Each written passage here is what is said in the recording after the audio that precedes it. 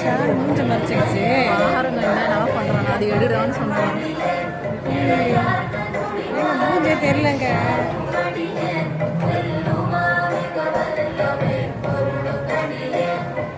ஷாலை எடுத்தாதான்ப்பா மூஞ்சி தெரியும்.